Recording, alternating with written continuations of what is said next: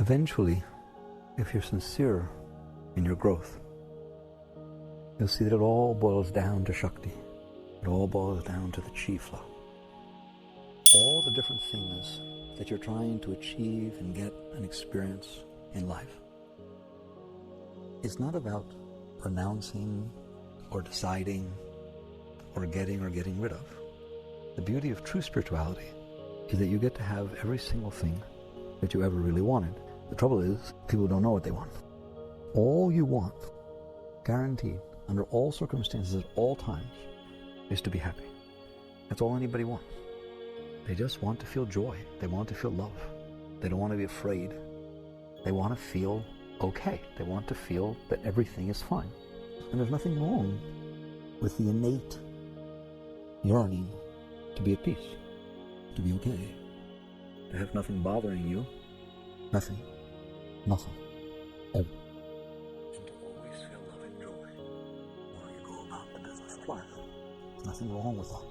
That is what you should do.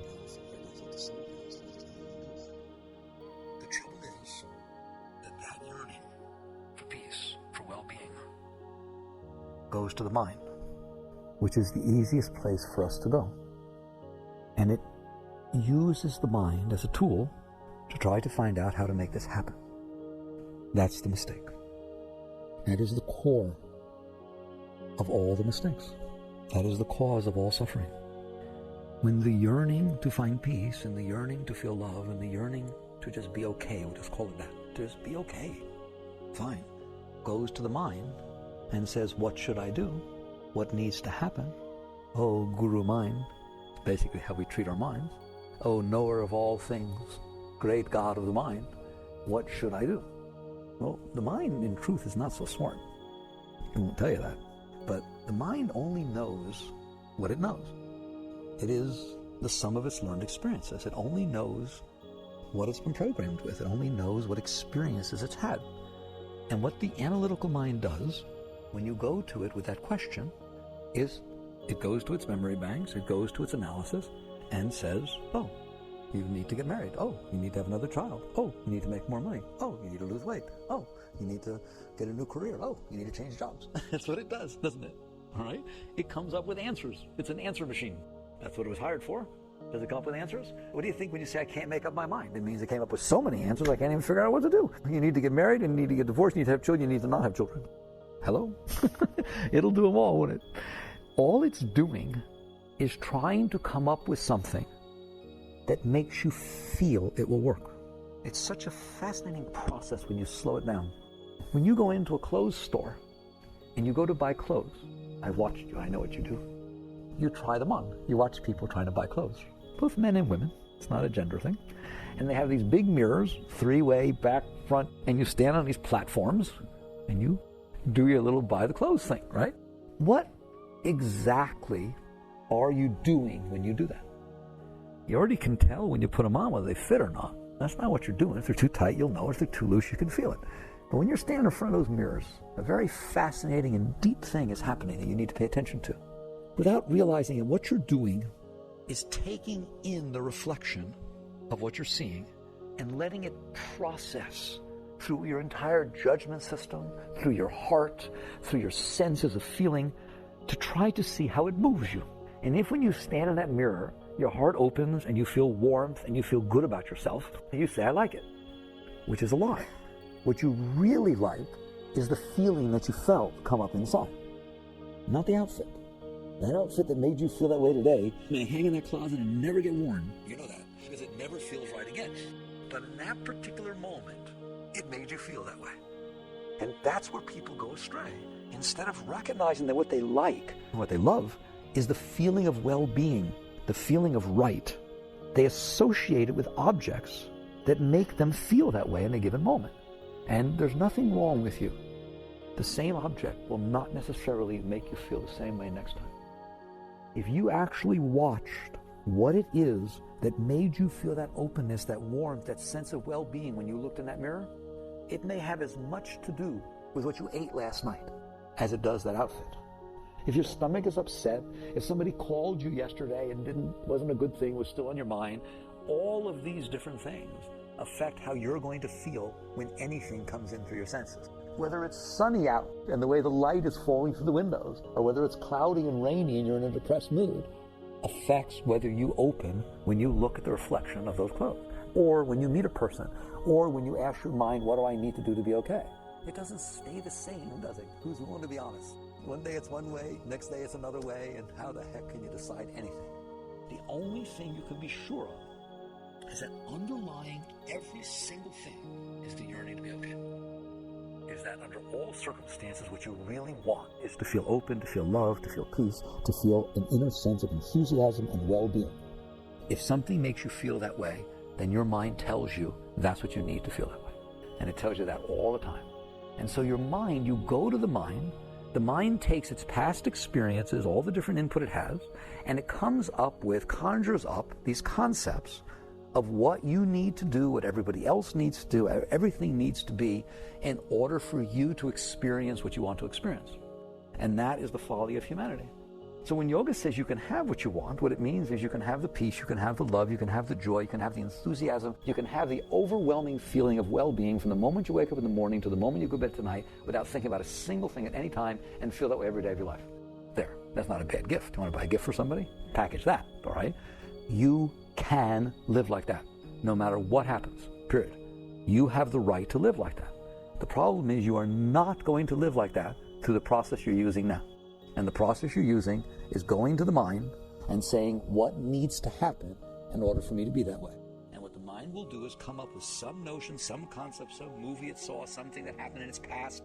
You know, when was the last time I was happy? I was on my honeymoon. I need to have another. Let's have a second honeymoon and go back to Niagara Falls, all right? The probability that you're going to feel when you go back to Niagara Falls what you felt the first time you went to Niagara Falls is so low. You can fake it. But the factors that caused you to open 20 years ago are not there. The newness, the this, all sorts of stuff. You can't do that. You can't go to the mind. Cut a long story short, you can't go to the mind and ask it, what do I need to do? And what does everybody else need to do? And what does the world need to do in order for me to feel better, feel higher, feel safer, feel more open? And yet, that's the only thing that anyone ever does, is go to the mind. And so the mind comes up with this answer, telling you what needs to happen, and then you go about your business trying to make it happen. And that is the cause of suffering. Because one, you're not going to make it happen anyway. You've been around the block. It's very difficult to make this world be the way you want it to be. It's very difficult. And I'm going to guarantee you something. And you should be able to guarantee it to me. Should you have a unique experience of actually managing to get it the way that your mind said it needed it to be to make you happy, it will make you happy. Forget it the way that your mind said you need to be so you won't be scared and you feel safe. You will not feel safe and you will still feel scared. Now, do you know that yet? How many times has your mind told you, if only this would happen, I'd be okay? Are you? You tell me it never happened? Sometimes things happen. You're not okay. The minute it happens, you're okay for 20 seconds, and then the mind says, now what we need is, and comes up with something else, doesn't it? Right? It wasn't a matter of him saying he loved me. I want him to love me and never talk to anybody else. And then I want him to get married, and they can't just be married. I want him to get a job that pays enough money to have kids. It's always something, isn't it? It has never, ever, ever not been something. And the one that really works is when you're afraid, when you feel insecurity, when you feel fear, and you think, what could you do to feel more secure? If you do that, all you will do is transfer your insecurity onto them. So if I meet somebody who makes me feel more secure about things, I'm going to be insecure about losing that person. Whatever you project your sense of fear onto becomes another source of fear. I told you once before, you can't get rid of fears by taking care of things. If I'm afraid that this could happen or that could happen, and I go about my business trying to make that particular thing not happen, how will I know that something else won't happen? How do I know it won't happen later? So the mind says, isn't it? Yeah, it's okay now. She apologized now, but did she really mean it? How do I know she won't do it again? Guess what? You don't. Do you? How could you ever know what's going to happen? You'll never know what's going to happen. So if you're afraid and your mind comes up with things that need to happen for you to not be afraid, you're in big trouble. If you go after those things, you will fail. They will never, ever make you not afraid. That is not how you get not afraid. It's by doing what the mind says to take care of the picayune little problems of the moment. It's never about the problems of the moment. It's always about something deeper. So you get to a point, and this is a deep point, and this is real spiritual growth, where you realize this mind is not going to help me. It says it's helping me. It comes up with all kinds of things all the time It's very demanding. And there's not a single thing that it says that if I manage to make it happen would really make a significant difference in my well-being. If it's not this, it's something else. Have you seen that yet? When has it ever not been something? Can you even think? When did you go for a prolonged period of your life that you were not having problems? It's just this problem. You just focus on the particular one now, then the next one. So you have to get to a point where you go deeper. And you say to yourself, I do have the right to be happy, and I do have the right to feel joy, and I do have the right to feel love, and I do have the right to feel enthusiasm, and I do not have to feel fear. There, I want you to say that. That's your starting place. You are capable of achieving that state all the time. Your life should not be about trying to make things happen to make you happy. You should be happy and have fun with life. Your life should not be about trying to make things happen so you don't have to be afraid or insecure or scared. You should not be scared and have fun with life, all right? Your job should not be to make it be so you're not, because then the truth is you're letting fear and lacking run your life. You should feel whole and complete within yourself at all times with spontaneous joy welling up inside of you. And then say, what do you want to do today? What are we going to do with all this good energy? Let's go play. Let's have a nice relationship with somebody. Let's do something. But no need. Needs are not natural. They will never tell you that. Needs are equivalent to sickness. You have no needs. I'm not talking you can eat. You got to eat. I'm not talking about that. You know what I'm talking about. There are no needs. All of your psychological needs are lies. You're whole and complete within yourself. When the Shakti and the Chi is flowing properly, you're so filled with love, you don't need love. Does that mean you don't have relationships? Why? Why would you not have relationships? You have so much love, it's fun to share. But you don't need relationships to have love. And if you ever get into a relationship where you don't need to be in a relationship, it'll be the funnest relationship you ever have. It's just a fun, beautiful experience of sharing what you already have going inside of you. If they want to stay, they're welcome to stay. If they want to leave, they're welcome to leave. It doesn't make the slightest difference because you're whole and complete within yourself. And if you go to a job, you're just working at the job to express yourself and give. And if they like what you're doing, they like what you're doing. They don't like what you're doing, they don't like what you're doing. Because you have no needs. You should have no needs. You should have no needs. That's the starting place of a decent life. And it is the starting place of spiritual growth. While you are out there in this world trying to get, there's nothing spiritual going on. It is when you reach a point that you realize, I am whole and complete within myself. There's something that's stopping me from experiencing that. Let me work with that. And then you use your life to remove the part of you. It has nothing to do with outside. You use all of life, all of it, 24/7, every second. You use all of life to get rid of the part of you that is keeping you from experiencing the deeper part of your being that is always okay. And say it again, there's a part of your being that is always okay, period. No matter what you've ever done, I don't care whether you think you're the worst person ever walked the face of the earth, you're not, right? And there's nothing that you can do or ever have done or will ever do that will taint the part of your being that's whole and complete. It doesn't touch it. Your soul, your being is transcendent to every single thing that's going on in this world and everything that's going on inside your psyche. So once you understand that, you understand spiritual growth. Spiritual growth is about going back to that part of your being. It is not about anything outside. All of your work is inside of you. And all of your work is between you and you. It has nothing to do with anybody else.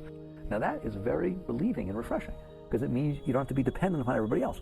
So a lot of people do. They say, oh, I want to grow, but my kid or my husband or this or that. No way. Every single thing in life is for the benefit of your growth. The moment you realize it's about getting rid of the part of you that's keeping you from going deeper. All right. How does one go about that? We know how to go about getting lost. Once more, the way you go about getting lost is to realize you're not okay. Well, that's not hard to realize, is it? You get reminded every second, don't you? All right? Either your heart or your mind. Someone's telling you it ain't so good. And then you go to the mind. You do it, just watch all the time. You go to the mind. How do you know you went to the mind? Listen. When the mind's giving you answers about what to do, don't do this, go here, do that, don't say that. No, maybe you should talk to this person, ask for this. Don't, why'd you have to say it? When it's doing all that kind of stuff, which it does all the time, you know you went to the mind and asked, how do I fix this? How do I be okay? Right? Maybe I need to go on vacation. Where can I go? Maybe I'll go here. It's just busy trying to come up with things like the clothes you were trying on. That's what you do with your mind. You do the same thing. Your mind is coming up with different situations, different ideas. You're trying them on. And you're trying to see if they make you feel open and make you feel better, just like when you try your clothes on. Well, you know, we could go off and try this, or maybe we could go on separate vacations. No, we could go back on a second honeymoon. Wait, you just boom, boom, it'll do it. All of them in 10 seconds, it'll come up with 50 different alternatives, won't it? And then you're trying them on. And if one of them makes you feel, whoa, that would be unbelievable. It's exactly like when you put the clothes on and it makes you feel that. Don't you believe for 1 second that just because you came up with a thought and it made you feel good at that moment, that thought holds any promise for anything. Your thoughts are not going to solve your problem. Your problem is deeper. That's why you went to the mind. There's nothing that mind is going to come up with ever under any circumstances that is going to solve your deeper problems. You have to solve them inside. I hope you understand that. I mean, that's like such a giant step to realize that this act of going to the mind to solve the problems of the heart and the soul is a very futile thing. You're not going to do it. And then your mind just goes nuts trying to come up with more stuff. And then you wonder why it didn't work. All right? What's the alternative? The alternative is real spiritual growth. And it's so real, people don't want to own it. The alternative is to look inside yourself and say, there's something wrong in here. Why am I not okay all the time? One, no one even told you were supposed to be. In most cases, no one ever had a discussion like this with anybody. Like your natural state of health. We know the body's supposed to be healthy. You're not supposed to worry about your body all the time. I think we all understand that there is such a thing as being healthy enough to go about your business. No one understands that about the psyche. You should never have to worry about your psychological well-being. You should be okay all the time. You should nothing. Just fine. I'm fine. I don't have to worry. I don't have to think. I don't have to figure anything out. I don't have to decide what to do. I don't have to make decisions. Nothing. I'm just fine. Imagine that. Most psyches have never, ever been fine. It's so funny. It's all who meditates. They go into a state where it's fine and good. And why does that stop them? Why can't the psyche just be fine? Why does it have to be a neurotic mess? It is, isn't it? It's just nuts. Thinking, worrying, conjuring, fighting, everything. Why? You start by looking at that and saying to yourself, why is it like this inside? Not what should I do about it? There's the big difference. In a Western way of thinking, when something's wrong inside, you ask, what should I do about it? Then you're taught, assertiveness training to go out and make it happen. In the deeper teachings, the true teachings, when you see something not right inside, you just ask, why? I'm whole and complete with myself. Why don't I feel that way? Not what do I do about it? Why is it this way? Not outside, inside. And so you start working with yourself. What does that mean? I'm telling you, if you'll start from the base point that everything should be fine inside without any effort of your own. Wow, what a starting point. Have you ever even thought like that? That's how it should be. That's your natural state. You are whole and complete within yourself. If it is not that way, there is something wrong. All right? Inside, not outside. I'll go further. The natural state is you are whole and complete within yourself, and you are fine at all times, no matter what happens outside. No matter what. No matter who dies, no matter what anybody says to you, no matter what takes place, no matter what the finances are, no matter what anything is, it does not touch anything inside of you. You are completely and unconditionally whole and complete within yourself. That's what it means to be who you are. You're a great being. But there's this veil that is blocking that, the veil of your psyche. You have to decide. Do I want that veil of the psyche to continue to run my life, or do I want to get rid of the veil of the psyche so I can fall back into the deeper aspects of my being where I am whole and complete under all circumstances? Then by all means, deal with it. Play with life. Do things, whatever you want to do. Get married, get rich, do whatever you want. But not because you need it. Not because you think it's going to solve what's wrong inside of you, because it is not going to solve what's wrong inside of you. I know nowadays a lot of you guys are into natural healing and holistic stuff, and you don't like all the drugs that Western medicine gives to, so to speak, heal. But you understand, it doesn't really heal anything. All it does is suppress, hide the symptoms and experiences that you're having. That's not a hard talk to have with New Age people. You are doing the same exact thing with your psyche. If what you're doing is saying, I'm not okay inside, okay, well then something's wrong. But that's what you're saying. You're saying, I'm not okay inside. What pill can I take? I.e. a relationship, i.e. a new job, i.e. a vacation, this or that, whatever it is. What pill can I take to hide, to suppress, to lay on top of this sense of non-well-being so I don't have to experience it? How can I stay busy? How can I go to parties? What is it I need to do so I'm not experiencing this problem I'm having inside? Why is that any different? To a yogi, it's exactly the same. It is an addiction to using the outside to substitute for the fact that something's wrong inside. And no more than those pills are going to fix what's wrong with you. What you're doing outside is not going to fix, or in any way, shape, or form affect, what is wrong inside. So you just finally get this. You get it. I'm whole and complete, and there's something wrong inside, and that's why I'm running around like a chicken with my head cut off. And I don't want to do it anymore. Ever. Not even once. Ever again. I want to fix what's wrong inside. And I will do it at any price, no matter what it takes. And it doesn't take money. It takes bleeding. It takes purification. It takes the willingness to go through the changes you need to go through inside, right? It doesn't cost a penny, not one penny. Nobody can not afford this, right? It's just the willingness to go through what you need to go through to cleanse what's blocking your wholeness. So that solves it. That's your relationship with the outside.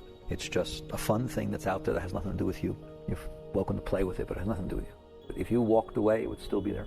You understand? And people would still be there, places would be there, everything would still be there. It has nothing to do with you. You're trying to use it to fix you. That's why it has something to do with you. You shouldn't be. You should wake up in the morning and say, hi, hope you have fun today. Right? Now, how do you work with yourself? How do you truly work with yourself? A good way to do it is to start with that challenge of yourself. I am whole and complete within myself. I am capable of experiencing enthusiasm and joy under all circumstances, and no matter what challenge takes place in life outside, it's just fun. It's just a sport. It's play. And then look to see why you don't feel that way. Because you're not going to feel that way. Let's get this straight. That's just a neat affirmation to say. So you look at it and say, why don't I feel that way? And you're going to see a part of your being that you'd rather not see. And it's very needy, and it's very scared, and it's very messed up. And sometimes you feel it. It comes up when things go wrong. It comes up and you don't like it, and you blame everybody for making it come up. And sometimes you don't feel it, but you know it's there, don't you? It's just sitting right underneath, and all that has to happen is the person say the wrong thing, or this not happen, or this happen, and boom, there it is again. And you spend your whole life running away from that part. True spiritual growth is you stop. You stop running and you look at it and you say, if I have but one life to live, I am not going to spend my life afraid of myself. I'm not.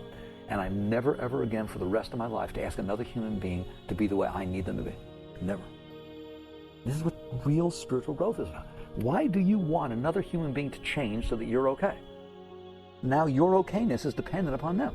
Why would your okayness be dependent upon another person? You're whole and complete within yourself. It has nothing to do with anybody else.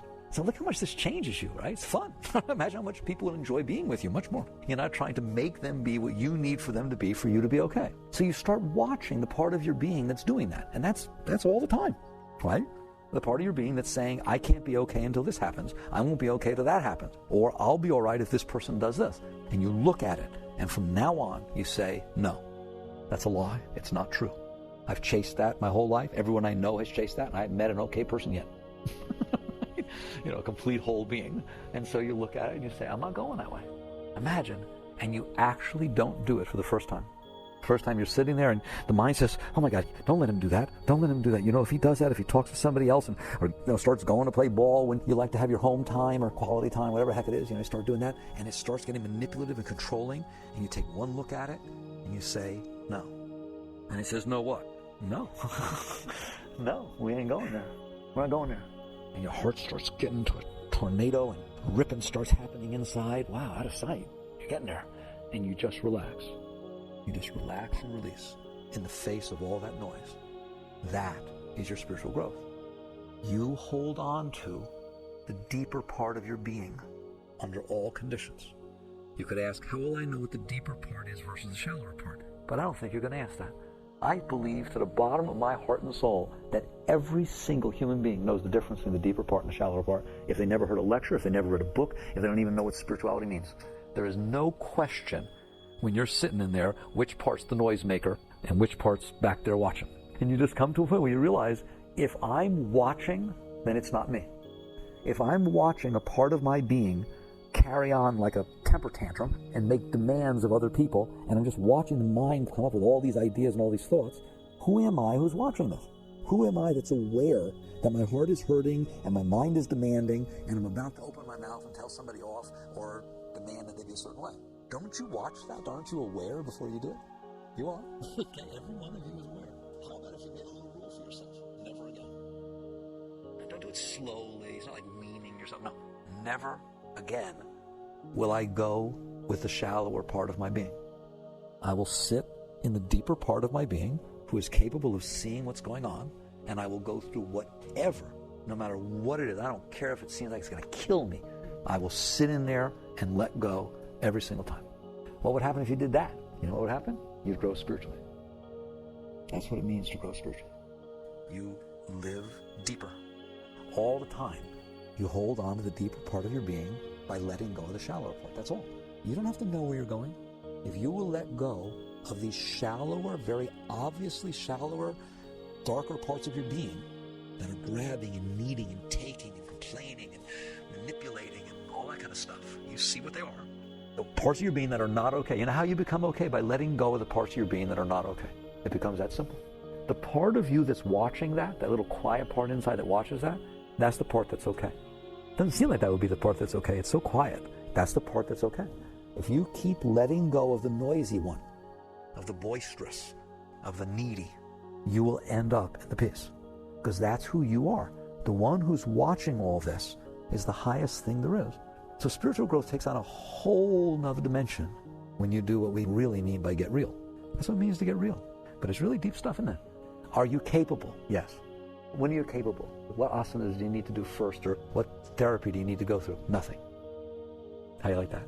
You're capable right now, under all conditions, no matter what, of handling every single thing that has happened in your life from the highest and deepest place you could ever come from. Period. How do you like that? But nobody will tell you that. And it's like everybody's just a bunch of wusses. You know, sit and say, well, don't try to go too fast, and, just put your toe in the water. No. This is your life. Pretty soon you're going to be dying, and you will have wasted your life not being okay. Wouldn't you rather be okay? That's what you get. Wouldn't you rather just be okay all the time and just have fun with everything and everybody? And if you're getting married, have fun getting married. And if for some reason you're getting a divorce, have fun getting divorced, right? And if you're healthy, have fun being healthy. And if you get sick, have fun learning about what it's like to be sick. And why not just have fun? You're just going to die anyways. You're guaranteed. You're just going to die anyways. Why not have fun between now and then? All right? And you realize, okay, I will. It's very much like a diet or stopping smoking. Let's take that one. All right? How do you stop smoking? You stop. You don't need patches. You don't need nicotine drops. You just say to yourself, I will never pick up another cigarette. And you don't. Well, what happens? You will feel impulses and urges inside of you to pick up a cigarette. You just don't do it. Which one of you is not capable of not doing it? They treat you like babies. It's like it's assumed you're not going to be able to do it, isn't it? That's how every single thing talks to you. You will not be able to do this, so let's go hypnotize you. You will not be able to go this, so we'll put this patch on you. You will not be able to do this, so here are these nicotine-free cigarettes. So, in other words, you're not capable. You're a wuss. And you let them talk to you like that. And every single one in your society talks to you like that. That's what's wrong. You are perfectly capable of never picking up another cigarette, aren't you? Come on, some of you have done it, right? I mean, you just don't pick up another cigarette. Is it fun? No. No, it's not fun. All right? It's no more fun than breaking any other habit. You will feel the tendencies of the energy inside of you to urge you to do that, won't you? It's like your whole being tries to go in the direction of your habit. Are you capable of not going? You're so capable, it's not even worth talking about. You just don't do it. That's the exact way you deal with these other aspects of your being. When you start seeing your mind telling you what you need to do and everybody needs to do to be okay, you just don't do it. When you start seeing your heart freaking out, telling you, oh my God, I'm going to suffer for the rest of my life and, carry on the edge of night, and as the world turns in General Hospital, all shuffled together. If you got that junk going on inside of you, you just don't listen. You just look at it and say, sticks and stones will break my bones, but emotions can't hurt me. Show it to me. Go on, show me what you can do. Give me your worst. Right? It's just energy moving inside of you. How can you not handle energy? Do not be afraid of yourself. Do not ever again belittle yourself by telling yourself that you can't handle something. You can handle anything and everything. All you have to do is want to. First of all, there's nothing to do. It's not like I told you to pick up 1,000 pounds. I just said, sit there. If it wants to make all that noise, let it make the stupid noise. Let the heart throw the worst it's got at you while you sit there doing your mantra or breathing. And guess what? You will never be afraid of your heart again. Why are you afraid of your heart anyways? Are you afraid of your heart? Are you afraid of what your heart can throw up at you? Fears, jealousies, insecurities, embarrassment. You afraid of it? Of course you're afraid of it. That's why you spend every minute of your day trying to make sure it doesn't happen. Stop it. That is a waste of your time. What you're literally doing when you do that is living for the lowest part of your being. When you go out of your way to make sure you don't get embarrassed, when you go out of your way to make sure you don't get in a position that's insecure, that this doesn't happen, or you get scared or anything like that, you go out of your way, what you're doing is saying, I am incapable of facing my own self, so I will go out there and spend the major part of my life practicing avoidance and manipulation so I don't have to experience myself. And then that's fine, you do if you want, but that's what you did with your life. You spent your life avoiding yourself. And you manipulated every person around you to avoid yourself. What kind of life is that? Nothing. It's nothing. You are much greater than that. And so you finally reach the point, let it be now, where you say, no, never again. It's just like stopping smoking. I ain't doing it, right? I'm not going to waste my life being afraid of myself. That's what you're afraid of. You understand that? You're afraid of yourself. You're afraid of your own feelings. And you just sit there and say, whatever can come up through this heart, I'm going to relax and release. Whatever can go on in this mind, I'm going to relax and release. I don't care what it is, period. And I'm never going to blame anything or anyone ever again, ever, outside for what's going on inside of me. That's a major step, you hear me? No blame, and no shame. I will go through whatever I need to go through. I'm not afraid, I'm not embarrassed, I'm not ashamed.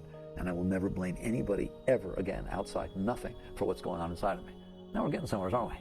Your whole life changes when you truly grow spiritually. None of the outside form changes, but everything changes.